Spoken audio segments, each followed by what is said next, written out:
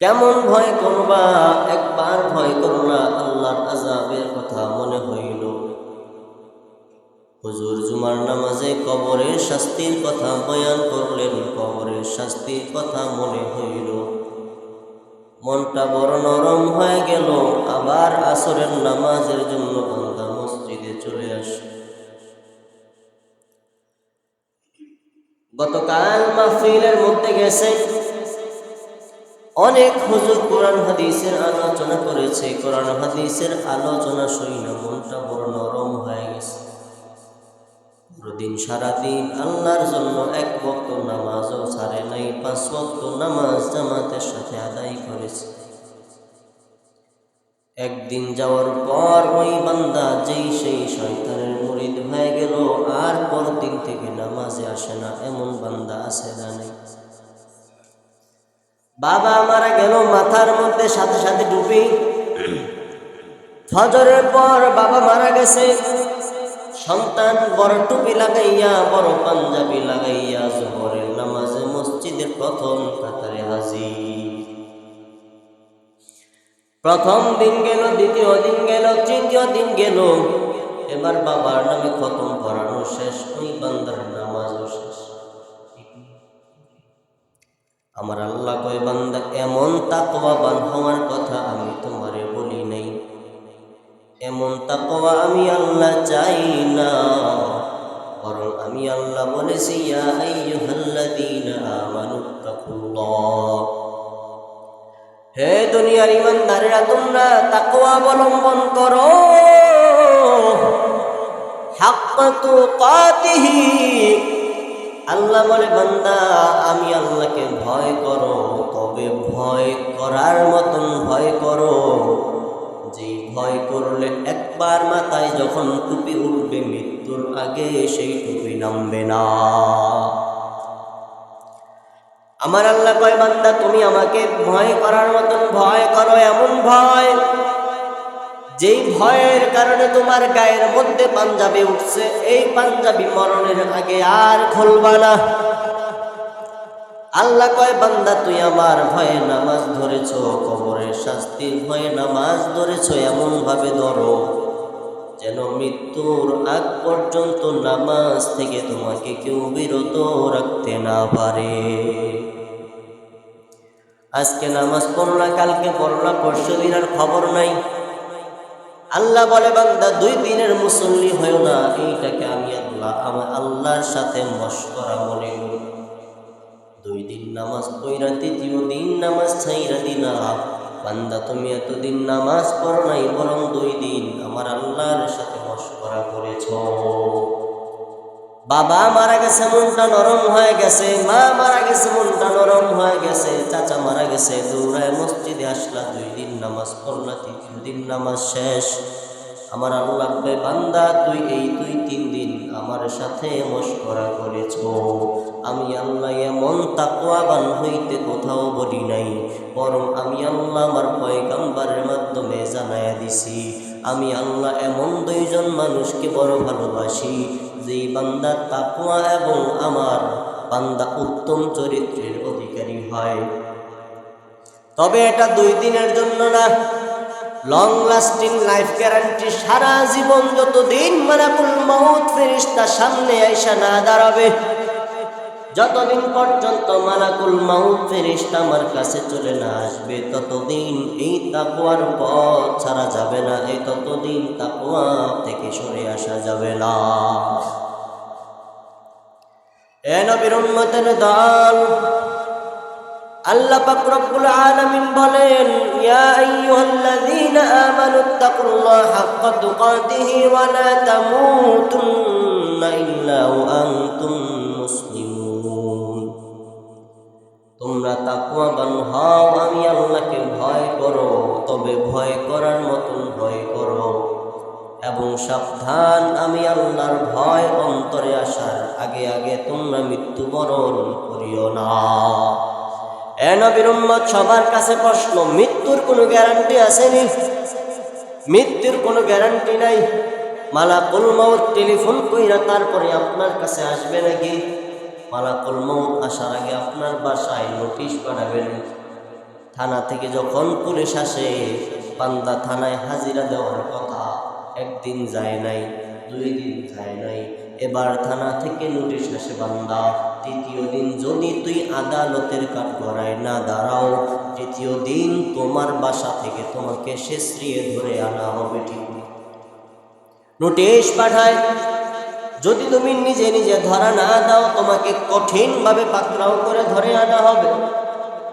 দুনিয়ার জমিনে নোটিশ পাঠায় দুনিয়ার পুলিশ, কিন্তু মালাকুল মাউত যখন তোমার কাছে আসবে, তোমার প্রাণ পাখিটা ছিনায় নিয়ে যাবে, ওই মালাকুল মাউত তোমার ঘরে আসার আগে তোমাকে নোটিশ পাঠাবে না, তোমার ঘরে আসার আগে তোমাকে মেসেজ করে বলবে না, তোমার ঘরে আসার আগে, তোমার কাছে আসার আগে তোমার কাছ থেকে অনুমতিও নিবে না। হে জনাব, আপনি যদি বলেন আমি আপনার জানটা নিয়ে যাব, আর যদি অনুমতি না দেন আপনার জানটা আমি নিব না, বলবেন? মালাকুল মাউত কখন আসবে জানা নাই, কিন্তু আল্লাহ বলতেছেন তাকওয়াবান না হইয়া মৃত্যুবরণ করিও না। মানে মৃত্যুবরণ করার যেহেতু সময় নাই, তুমি এখন শুনতেছ আমার মুখ থেকে এই কথা, মানে একটু পরেই তোমার মরণ হয়ে যাইতে পারে, এটাই তোমার শেষ সুযোগ, এখনই তুমি তাকওয়াবান হয়ে যাও। সময় নেই, বলতে পারবেন না যে মালাকুল মউত তো আসবে, আল্লাহ বলছে মরার আগে দাড়ি দুড়ি সাদা হইলে পরে এসে মরমু, দাড়ি সাদা হোক আস্তে আস্তে, তখন আমি মুসল্লি হয়ে যাব, তখন নামাজে হমু, তখন মাথায় টুপি দিমু, এখন তো আর মরতেছি না, এখন আর তাকওয়াবান হওয়ার দরকার নাই। ঠিক বলেন? যুবক কি মারা যায় না? দাড়ি উঠার আগে কত বান্দা দুনিয়া থেকে বিদায় নিছে দেখেন নাই? বিয়ের আগে কত যুবক মারা গেছে দেখেন নাই? এমনও তো ঘটছে বিয়ের দিন নববধূকে বাড়িতে নিয়ে যাওয়ার সময় রাস্তায় ডুইবা, ব্রিজ বাইয়া গাড়ি সহ পানিতে ডুইবা, নববধূ সহ জামাই সহ সব শেষ। এই জীবনের কোনো গ্যারান্টি নাই, কার কখন মরণ হয়ে যাবে, কার বাড়িতে কখন মালাকুল মউত চলে আসবে বলা যায় না। আসার সিরিয়াল থাকলেও বান্দা, যাওয়ার কোনো সিরিয়াল আমার আল্লাহ রাখে নাই। এ নবীর উম্মতের দল, এই মুহূর্তে যদি আপনি বেঁচে আছেন আলহামদুলিল্লাহ বলেন, তওবা করেন যে আল্লাহ এটাই মনে হয় শেষ সময়, এই সময়টার পর হয়তো আর সময় পাবো না, আর তাকওয়া অর্জন করা যাবে না, এই সময়টা যে পাইছি এখনই তওবা করে নাও, আল্লাহর ভয় অন্তরের মধ্যে নেও, আল্লাহর ভয় নিয়ে নিয়ে যদি চলতে পারো, আশা করা যায় আল্লাহ পাক রব্বুল আলামিন দুনিয়াতে তোমাকে সফল এবং পরকালেও সফল বানায় দিবে। এ নবীর উম্মতের দল, দুনিয়ার জমিনে এত গুনাহ, আজকে আপনার দ্বারা এত গুনাহ, আমার দ্বারা এত গুনাহ, কত নামাজি আছে 5 ওয়াক্ত নামাজ পড়ার পরেও গুনাহ করে কি করে না, কত 5 ওয়াক্ত নামাজি আছে নামাজ কইরাও গীবত করে, নামাজ কইরাও নিন্দা সমালোচনা করে, কত হাজী সাহেব আছেন হজ করার পরও বান্দা অন্যের গায়ে হাত তুলতে, অন্যের উপর জুলুম করতে দ্বিধাবোধ করে না, কত দাড়িওয়ালা টুপিওয়ালা দুনিয়ার স্বার্থে মিথ্যা কথা বলতে মনে চায়, দুনিয়ার স্বার্থে মিথ্যা কথা বলে, জবানে আটকায় না, কত মানুষ দাড়িওয়ালা টুপিওয়ালা 5 ওয়াক্ত নামাজি অন্যায় করতেছে, জুলুম করতেছে, জিনা ব্যভিচার করতেছে, হারাম খাইতেছে, সুদ খাইতেছে, ঘুষ খাইতেছে, এত বড় নামাজি 1 ওয়াক্ত নামাজও ছোটে না, আবার মাঝে মাঝে তাহাজ্জুদ করে, কিন্তু ঘুষ খায়, সুদ খায়, হারাম খায়, ব্যবসার মধ্যে মিথ্যা কথা বলে আছে না নাই? জোরে বলেন আছে না নাই? এ নবীর উম্মত, আল্লাহ পাক রব্বুল আলামিন বলে বান্দা, নামাজি হওয়ার কথা আমি আল্লাহ এখন বলি নাই, আগে তাকওয়াবান হও, যদি তুমি তাকওয়াবান হইতে পারো অটোমেটিক নামাজি হয়ে যাইবা, নামাজি হওয়ার পর যদি তাকওয়াবান হও, তাহলে বান্দা তোমার নামাজ তো আগে থেকেই আছে, এখন থেকে তুমি অন্য গুনাহ থেকে বাঁচতে পারবা। নামাজ পড়ার পরও কেন এত গুনাহ? আমাদের বাংলাদেশে 90% মানুষ মুসলমান, সংখ্যাগরিষ্ঠ মুমিনের দেশ, এরপরও কেন 1 সপ্তাহ 2 সপ্তাহের ব্যবধানে বান্দা একবার দুইবার নয় 8 বারের মতন ভূমিকম্প হয়? গত 54 বছরের বাংলাদেশের কোথাও এমন ইতিহাস নাই, কোথাও রেকর্ড নাই। 1 বছরে কেন 10 বছরের ভিতরেও একাধারে 8 বার ভূমিকম্প হয় নাই। সেই সোনার বাংলাদেশে, যেই বাংলাদেশে এত এত আলেম ওলামা, এত এত মসজিদ, যেই বাংলাদেশে 10 লক্ষেরও চাইতে বেশি মসজিদ আছে, যেখানে দৈনিক 5 বেলা নামাজের আযান, যেই মসজিদগুলোতে দৈনিক 5 বেলা জামাতের সাথে নামাজ হয়। গতকাল ভোরবেলা ফজরের নামাজে দাঁড়াইলাম, মালিকি ইয়াউমিদ্দিন পর্যন্ত পড়লাম, প্রথম রাকাতে কাঁপুনি উঠছে। নামাজ শেষ করে জিজ্ঞাসা করলাম, এই কাঁপুনিটা কিসের ছিল? বলে ভূমিকম্প। নামাজের ভিতরে বুঝতে পারি নাই, ভাবছি শীতের কারণে মনে হয় আমার শরীর কাঁপতেছে। একটু শব্দ অনুভব করলাম, ঘর কেমন যেন নাড়া দিয়ে উঠছে। আমার মনে হয় আমি আবার পরবর্তীতে ফেসবুকে ঢুকে দেখলাম 4.1 মাত্রার ভূমিকম্প, উৎপত্তি স্থল নরসিংদীর শিবপুরে। নরসিংদীর ভিতরে কি মসজিদের অভাব? নরসিংদীর ভিতরে কি মাদ্রাসার অভাব? নরসিংদীর ভিতরে কি উলামায়ে কেরামের অভাব? নরসিংদীর ভিতরে তাহাজ্জুদ গুজার বান্দার কোনো অভাব? না না, নরসিংদীর ভিতরে বহুত তাহাজ্জুদ গুজার বান্দা আছে। নরসিংদীর ভিতরে শত শত মাদ্রাসা আছে, শত শত মসজিদ আছে, লক্ষ লক্ষ মানুষ দাড়িওয়ালা টুপিওয়ালা 5 ওয়াক্ত নামাজিও আছে। এরপরেও এত ভূমিকম্প, তাও আবার নরসিংদীর ভিতরেই কেন? একটাই উত্তর, বান্দা নামাজি আছে, পরহেজগার আছে, মুত্তাকি নাই, মুত্তাকির বড় অভাব। ওই যে নামাজি আছে, নামাজ পড়েও গুনাহ করে, নামাজি আছে নামাজ পড়েও মিথ্যা কথা বলে, নামাজি আছে নামাজ পড়েও তারা বলে দুনিয়ার লোভে মানুষের পর নিন্দা, বিপদ, পর নিন্দা, ঝগড়াঝাটি, জুলুম। নামাজ পড়ার পরেও এত যখন ও বিচার, এত জুলুম, এত অন্যায়। এরপরে আল্লাহ পাক রব্বুল আলামিন ভূমিকম্পের সংকেত দিয়া বারবার আল্লাহ জানায় দে, বান্দা আমি আল্লাহ বারবার তোরে মেসেজ দিতেছি, কখন জানি চূড়ান্ত পর্যায়ে তোকে পৌঁছে দেই। আর আল্লাহ যখন চূড়ান্ত পর্যায়ে পৌঁছে দিবে, তখন কিন্তু আফসোস করেও লাভ হবে না। তখন শুধু আফসোস করবেন, হায় আল্লাহ যখন গত শুক্রবারের আগের শুক্রবারে প্রথমবার মেসেজ পাঠাইছে, যদি সংশোধন হয়ে যাইতাম, আল্লাহ এত বড় ভূমিকম্প অথবা এত বড় ভূমিধস আল্লাহ দিতেন। সামনে যে আরো বড় ধরনের ভূমিকম্প আসবে না, কোনো সন্দেহ আছে? নিশ্চয়তা আছে। কেউ বলতে পারবে যে আর হবে না? হইতেই পারে, স্বাভাবিক। কারণ পয়গম্বর বলেছেন, দুনিয়াতে কিয়ামত সংঘটিত হওয়ার আগে আগে কিছু ছোট ছোট আলামত আসবে। যে আলামতগুলোর ভিতরে একটা আলামত হইল, যে বান্দা মারা যাবে সে নিজেও জানবে না আমি কেন মারা যাইলাম, আর যেই বান্দা মারবে সে নিজেও জানে না আমি কেন মারলাম।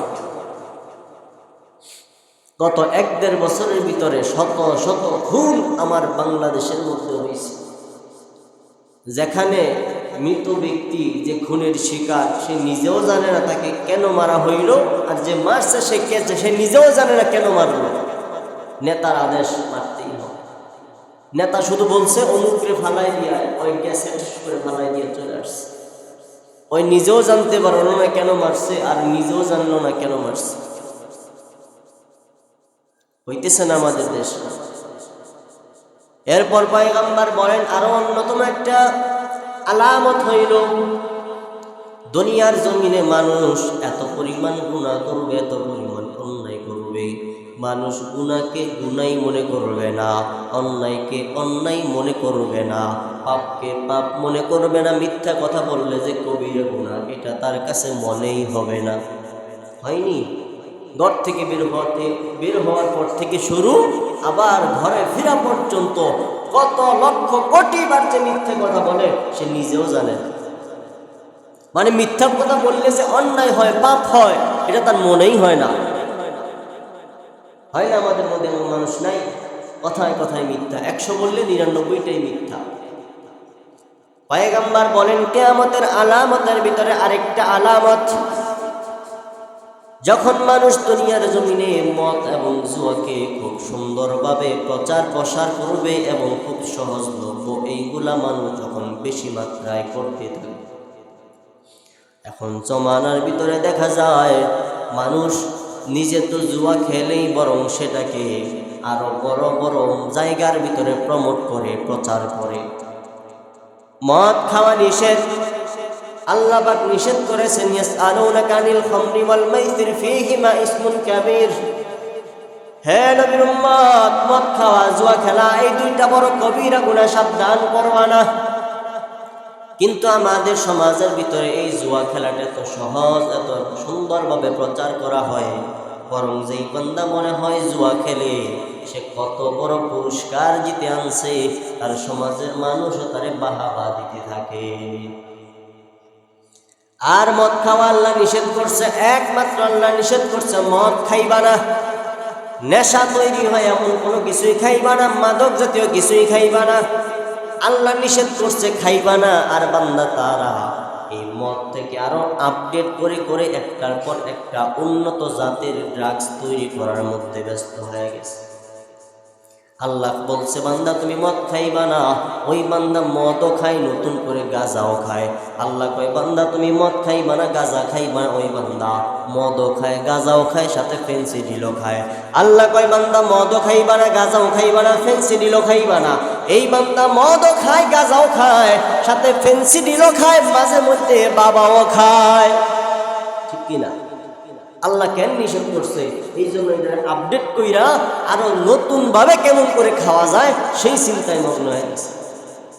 কিয়ামতের আলামত আল্লাহ তাআলা বলছে বান্দা এইগুলাই হলো কিয়ামতের আলামত। কখন জানি চূড়ান্ত আলামত প্রকাশ হয়ে যায় আর তোমার আমার কোটিপতি হওয়ার স্বপ্ন দুঃসাৎ হয়ে যায়। কখন জানি চূড়ান্ত আলামত প্রকাশ পেয়ে যায় আর তোমার আমার দুনিয়া দুনিয়া করার জিকির কখন জানি থেমে যায়, কখন জানি মালাকুল মাউত তোমার আমার সামনে হাজির হয়ে যায়। এর বান্দা এই সব গুনাহ থেকে বাঁচতে পারবা, এত এত ভূমিকম্প থেকেও বাঁচতে পারবা। আল্লাহ পাক রব্বুল আলামিন বলে বান্দা দুনিয়াবি যত আযাব আছে সবগুলার চাইতে বাঁচতে পারবা, পরকালীন যত আযাব গজব আছে সব চাইতে বাঁচতে পারবা। দুনিয়ার বালা থেকেও মুক্তি হইবা, আসমানি বালা থেকেও মুক্তি পাইবা। এক নাম্বার করণীয় কাজ হইল তুমি তাকওয়াবান হয়ে যাও, আল্লাহর ভয়, কবরের ভয় তুমি অন্তরের মধ্যে ঢুকায়া নাও। কেমন ছিল সাহাবায়ে কেরামের যুগের তাকওয়া? সাহাবায়ে কেরাম কেউ তো আল্লাহ তাআলা এই একই আয়াত বলছেন, হে সাহাবীরা তোমরা তাকওয়া অবলম্বন করো। নাকি সাহাবায়ে কেরামের কাছে এক কোরআন আসছিল, আমাদের কাছে আরেক কোরআন আসছে? এরকম সাহাবীদের কাছে এক নবী, আমাদের কাছে আরেক নবী। এমন সাহাবায়ে কেরামের কাছে এক হাদিস, আমাদের কাছে আরেক হাদিস। বিষয়টা কি এমন? একই কোরআন, একই হাদিস, একই নবী, একই বাণী, একই কথা এখন পর্যন্ত চলতেছে। তারা মানলে আমি আর আপনি কেন পারুন না? আল্লাহ তাআলা বলছেন ইয়া আইয়ুহাল্লাযীনা আমানুত্তাকুল্লাহ। এই আয়াত শোনার পর সাহাবায়ে কেরাম তাকওয়াবান হয়ে গেছে। কেমন তাকওয়াবান হইছে জানো? আল্লাহ পাক রব্বুল আলামিনের একজন খাঁটি বান্দা পয়গম্বর যার ব্যাপারে ঘোষণা করেছেন আল উমারু ফিল জান্নাহ, যেই ওমর দুনিয়াতে জান্নাতের টিকিট পাইল। এমনকি আল্লাহ পাক রব্বুল আলামিন ওই ওমরের ব্যাপারে কোরআনের ভিতরে এমন এমন আয়াত নাজিল করেছে যে আয়াতের ব্যাপারে ওমর তার মতামত প্রদান করেছে। আল্লাহ তাআলা পয়গম্বরকে বাদ দিয়া ওমরের মতামতকে প্রাধান্য দিয়া কোরআনের ভিতরে আল্লাহ একাধিক আয়াত নাজিল করে দিয়েছে। বলেন সুবহানাল্লাহ। সেই ওমর পয়গম্বর সাল্লাল্লাহু আলাইহি ওয়াসাল্লাম বলেন লাউ কানা বাদি নাবিয়্যান লাকানা ওমর।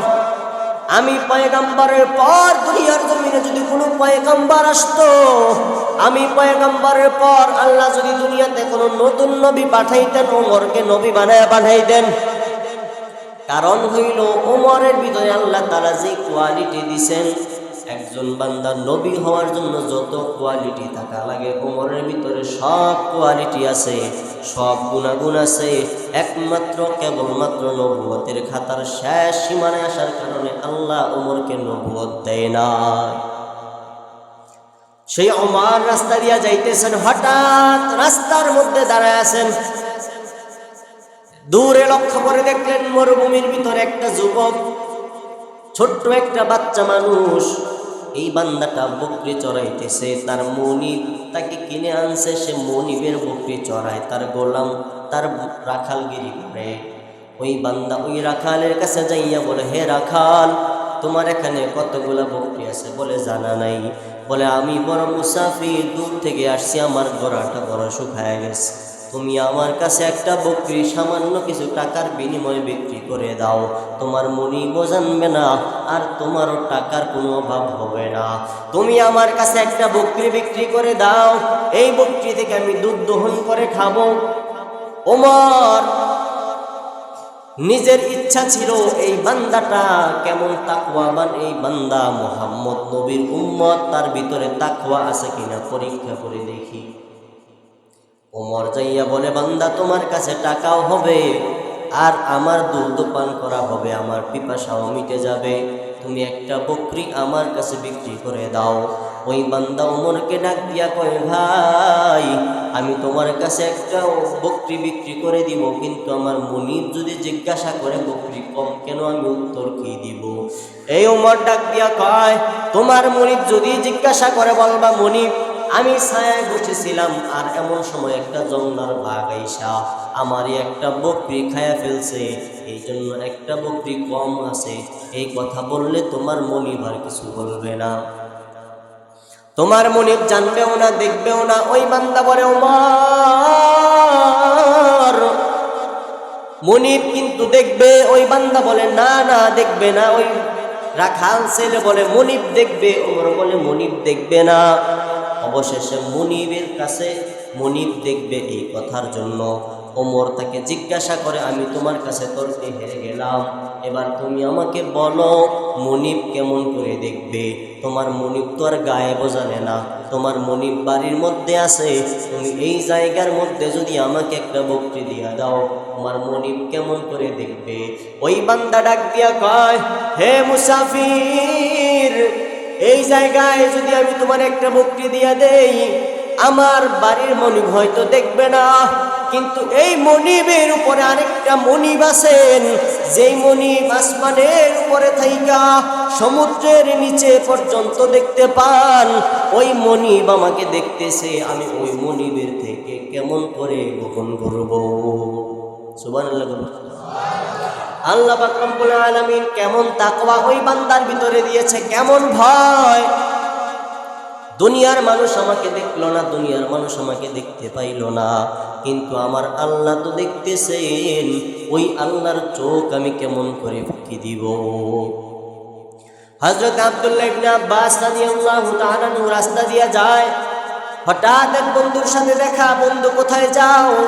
অমুক কাজে যাই। আব্দুল্লাহ ইবনে আব্বাস কয়, ওইটা তো পাপের কাজ, গুনাহের কাজ, যদি করতে যাও তাহলে তো আল্লাহ তোমার শাস্তি দিবে। বলে, দেখ সমস্যা নেই। বলে, আচ্ছা ঠিক আছে, আমি তোমাকে একটা এক্সাম্পল দিতে চাই, এরপরে যদি তোমার গুনাহ করতে মনে চাই তুমি কইরো, আমার কোনো আপত্তি নাই। বলে, ঠিক আছে চলো। আব্দুল্লাহ ইবনে আব্বাস ওই বান্দাটাকে নিয়া একটা আগুনের চুলার কাছে যাইয়া দাঁড়াইলো। ওই বান্দা বারবার পিছনে চলে যায়। আব্দুল্লাহ ইবনে আব্বাস বলে, কাছে যাইয়া দাঁড়াও। এই বান্দা বলে, না না, কাছে গেলে তো তাপ লাগে, আগুনের সহ্য করা যায় না। ওই বান্দা পিছনে চলে আসে। আব্দুল্লাহ ইবনে আব্বাস কয়, হে ভাই, এই দুনিয়ার সামান্য চুলার লাকড়ির আগুন তুমি সহ্য করতে পারো না, এই যে গুনার কাজে যাইতেছো, কিয়ামতের ময়দানে আল্লাহ যখন জাহান্নামের আগুনে দিবে, ৬৯,০০০ গুণ বেশি তাপমাত্রা থাকবে, ওই জাহান্নামের আগুন কেমন করে সহ্য করবি রে ভাই? এই দুনিয়ার সামান্য লাকড়ির আগুন সহ্য হয় না, সামনে এসে দাঁড়াইতে পারো না, কিয়ামতের ময়দানে আল্লাহ তোমাকে সেই জাহান্নামের ভিতরে ফালাইয়া দিবে। ওই জাহান্নামের ভিতরে কেমন করে সহ্য করবা? দুনিয়ার আগুন যদি সহ্য করতে পারো তাহলে বুঝবো তুমি পরকালের শাস্তিও সহ্য করতে পারবা। আমি আব্দুল্লাহ ইবনে আব্বাস তোমাকে গুনাহ থেকে বিরত করব না। এই কথা বলার সাথে সাথে ওই বান্দা একটা দৌড় মাইরা মসজিদে চলে গেল, তওবা করে চিরদিনের জন্য গুনাহ থেকে ফেরত চলে আসলো। বলেন সুবহানাল্লাহ। এ নবীর উম্মতের দল, আমাদের মাঝে বহুত মানুষ আছেন যারা এখন পর্যন্ত গুনাহের মধ্যে লিপ্ত। বহু মানুষ আছে যারা সুদ খান, যারা ঘুষ খান, যারা হারাম কাজ করেন, যারা মিথ্যা কথা বলেন। এখনো বহু মানুষ আছে যারা জিনা ব্যভিচারের মধ্যে লিপ্ত আছেন। আপনাদের কেউ বলি, বাড়িতে যাইয়া চুলাটা জ্বালাইয়া চুলার সামনে দাঁড়াইবেন আর বলবেন আজকে যদি আমি আগুন সহ্য করতে পারি তাহলে গুনাহের দিকে যাব, আর যদি আগুন সহ্য করতে না পারি গুনাহের দিকে যাব না। এই কথা বইলা চুলার ভিতরে হাতটা বাড়াই দিবেন। হাতটা বাড়ানোর পর যদি আপনি চুলার আগুন সহ্য করতে না পারেন, আল্লাহর কদমে সেজদা দিয়া চিরদিনের জন্য তওবা করে নেন। আর কোনোদিন গুনাহ করবেন না, আর কোনোদিন দাড়ি কাটবেন না, নামাজ ছাড়বেন না, আল্লাহর মনে কষ্ট দিবেন না, আল্লাহর বিধান ছাড়বেন না, কখনো মিথ্যা কথা বলবেন না, কখনো নেশা করবেন না, কখনো এমন কাজ করবেন না যেটা করলে রাসূলও বেজার, আল্লাহও বেজার। পারবেন ইনশাআল্লাহ? ইনশাআল্লাহ বলেন। আল্লাহ আমাদের সবাইকে আমল করার তৌফিক দান করুন। এ নবীর উম্মতের দল, ওমর ফারুক রাদিয়াল্লাহু তাআলা আনহু যখন খলিফার মুসনদের ভিতরে বসলেন, খলিফার মুসনদের ভিতরে বসার পর তিনি কাঠের তখ্তের মধ্যে বসে অর্ধজাহান পরিচালনা করেছেন। আজকাল আমাদের সমাজে দেখা যায় সামান্য মেম্বার হইলে তার পা জমিনে ঠেকে না, সামান্য চেয়ারম্যান হইলে তার পা জমিনে ঠেকে না, একটা এমপি মন্ত্রী হইলে তো কথাই নাই, তার কাছেও যাওয়া যায় না, তার ঘ্রাণ পর্যন্ত পাওয়া যায় না। মনে হয় সে দুনিয়ার কোন লেভেলের মানুষ যেন হয়ে গেছে। আরে ভাই, ওমর ফারুক রাদিয়াল্লাহু তাআলা আনহু, যিনি গোটা পৃথিবীর অর্ধেক শাসন করেছেন মদিনার মসজিদের মধ্যে বৈশা, এরপর ওই ওমর রাত্রেবেলা যাইয়া মানুষের অলিতে গলিতে গ্রামের ভিতর দিয়া চিপা চাপা জিয়া হাঁটতেন, আর মনে মনে ভাবতেন দেখি আমার কোনো প্রজা কোনো কষ্টে আছে কিনা, আমার কোনো প্রজা মদিনার কোনো মানুষ কষ্টে জীবনযাপন করতেছে কিনা, প্রজাদের খবর নেই। কিন্তু আমাদের সমাজে পুরো উল্টাই দেখা যায়। যখন নির্বাচনের সময় আসে তখন ওই এমপি পদপ্রার্থী ধান ক্ষেত পর্যন্ত চলে যায়, যাইয়া কৃষককে বুকে জড়ায় নেয়, তার খেতে ধান কাটে। দেখছেন বলে রিক্সার মধ্যে যায়, সাইকেল চালায়, কতই না নাটক করে, আর বুঝাইতে চায় আমরাও জনগণের সাথে আছি, জনগণ যেইভাবে জীবনযাপন করে আমরাও সেইভাবে করি, আমিও দিন মজুরের সাথে আছি, আমিও কৃষকের সাথে আছি। এই কথা বইলা মানুষকে আশ্বাস দেয় আমি যদি এমপি হইতে পারি তাহলে তোমাদের মতন আমিও জীবনযাপন করব, তোমাদের সুখ দুঃখে পাশে থাকবো। কত বড় যখন এমপি হয়ে যায়, এই বান্দা প্রাইভেট কার থেকে তার পাটাও রাস্তার মধ্যে নামাইতে যায় না। এই বান্দা বিল্ডিং এর চাইতে রাস্তার মধ্যে হাইটা আসতে চায় না, বিল্ডিং এর দরজার মধ্যে গাড়ি নিয়ে দাঁড় করায়, ওই বিল্ডিং থেকে লাফ মাইরা গাড়ির মধ্যে উঠে আবার লাফ মাইরা গাড়ি থেকে নামে। ওই কৃষকের পাশে তার 5 বছরের মধ্যে 1 সেকেন্ডও পাওয়া যায় না। এই হলো সমাজের চিত্র। সে ওমর, কোন ওমর? রাস্তা দিয়া যাইতেছেন, ঘটনাটা বলেই শেষ করতেছি। রাস্তা দিয়া যাইতেছেন, গভীর রজনী, ভোর রাত্র হয়ে গেছেন, এলাকার মধ্যে হাঁটতে হাঁটতে রাত্র শেষ।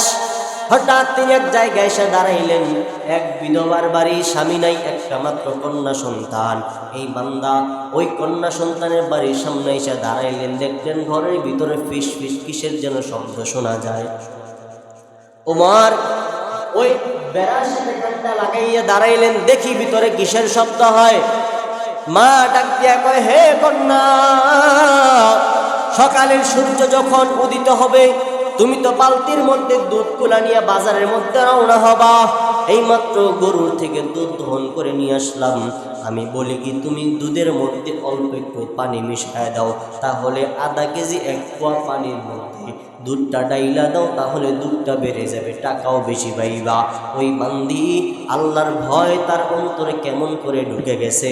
ওই বান্দি কত বড় তাকওয়াবান চিন্তা করেন।